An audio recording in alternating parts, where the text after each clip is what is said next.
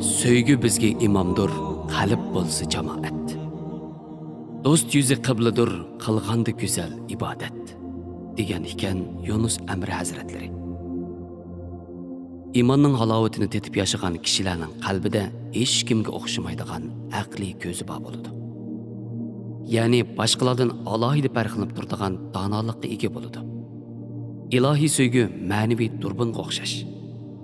Bu ma'naviy turbun qalbi Allohni to'nigan va so'ygan kishilarning qalbiga g'ofil kishilar ko'rmaydigan sirlarni, hikmatlarni va ibratlik ajoyibotlarni ko'rsatib beradi va ularning ruhiyatiga tasvirligisiz huzur va arom baxsh etadi. Janob Alloh aytadiki, mu'minlarning Alloh taologa bo'lgan muhabbati hamma narsadan qimmatlik va kuchlidir. Suyimli payg'ambarimiz mundaq degan: Ey Alloh, meni sening muhabbating bilan va muhabbati huzuringda yaxshi deb qaragan kishilarning muhabbati bilan rizqlantirgin. Ey Alloh, sen menga ihson qilgan va o'zimni yaxshi ko'rgan ne'matlarni, sen yaxshi ko'radigan va rozi bo'ladigan amallarni qila olishim uchun jismimga kuch-quvvat ato qilgin. Ey Alloh, men sendan tilasammi sen bermagan ishlarimni sen yaxshi ko'radigan ishlar bilan mashg'ul bo'lishimga va butun zehnim bilan sana itoat qilishga vasila qilib bergin. Rabbimizning muhabbatiga erishgan kishilarning uning roziligiga erishib kamtarlik sifatiga noil bo'ladiganligini ifodalaydigan shu rivoyat nima degan ibratlik ha? Sahoba kiromlar bir kuni Rasul akram sallallohu alayhi va sallamdan bir mo'min kishini nihoyat taqvo holda, yana bir mo'min kishini bo'lsa taqvolikdan mahrum holda ko'rdik. Bu ikki mo'min kishidagi o'xshamaslikning sababi nima ya Rasululloh deb so'raydi. Suyimli payg'ambarimiz ularning savoliga mundaq javob berdi: İmanның təmini tetigan mümin taqvo va muloyim bo'ladi. İmanның təmini tetiyamagan mümin bo'lsa, taqvodorlik, muloyimlik sifatiga erishamaydi. Undaqda imanның təmini qandoq tetiymiz? Onunğa qandoq qilib erisha olamiz? deb so'ralganda, suyimli payg'ambarimiz sallallohu alayhi va sallam mundaq deydi: Onunğa Alloh sevgisiga sodiq bo'lish orqali erishgil bo'ladi. Sahoba kiromlar bu qitim Ondaqda Allah sevgisiga qandoq qilib erishgil bo'ladi deb so'raydi. Suyimli payg'ambarimiz: Allohning payg'ambarini yaxshi ko'rish bilan erishgil bo'ladi. Shuning uchun Alloh va Rasulining roziligini o'xshashla Alloh va Rasulini yaxshi ko'rishdan izdaysizlar deb javob berdi. Alloh taoloning sevgisiga erishish tepilg'isiz bir go'hardir. Alloh taologa bo'lgan sevgisini eg'izida da'vo qilish, onu yaxshi ko'radiganligini davron qilish oson. Ammo oshiqning haqiqiy oshiqligini ifodalaydigan simvoli va iznolar bo'ladi. Shuningdek, bu sharaflik martabaga erishishni umid qiladiganlar bular to'g'risida izlanish lozim. Haqiqiy oshiqlik martabasiga erishishning qadamlari 7dir. Birinchi qadam o'limni cho'ng bilmaslik. Haqiqiy do'st do'stining didorini hech qachon olqanchilik bir yerdan izlab yurmaydi. Shuningdek, do'stimni o'lgandan keyin baribir ko'raman-ku.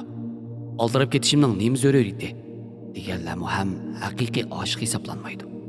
Chunki haqiqiy oshiqqa nisbatan o'lim normal bir o'lim bo'lmasdan, balki bir olamdan o'zi xohlagan yana bir olamga o'tkazishdan iborat. Bu sababdan o'lim uningga qiyin ham qo'rqinchli bilinmaydi. Ikkinchi qadam do'stiga borliqini pido qiladi.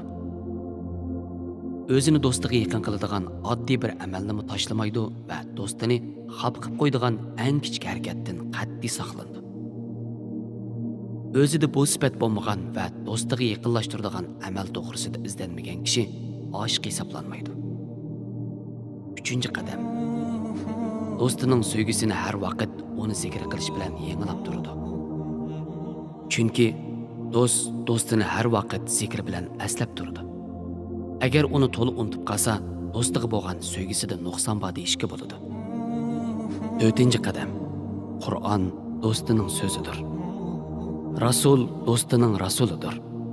Qur'on va rasuliga tava nima bo'lsa, hammani do'sti uchun yaxshi ko'rdi va uning bandalariga, u yaratgan har bir narsaga uningga bo'lgan sevgisi va hurmat yuzasidan shafqat bilan muomala qiladi.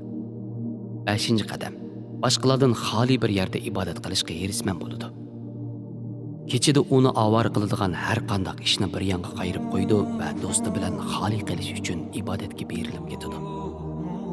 Do'sti uni saqlayotganda kechasi baxiraman tong otqicha uxlagan kishi qat'iy do'stlik to'g'risida gap qilmasin. 6-qadam. Haqiqiy oshiqqa ibodat oson bilindi. Jafosi ko'ziga ko'rinmaydi. Chunki uning bilan bo'lgan munosabati sog'lom kishi hech qanday ishdan, ibodatdan topgan huzurni topolmaydi. Shundaqla ibodatdan boshqa har qanday ishdan ich siqiladi. 7-qadam.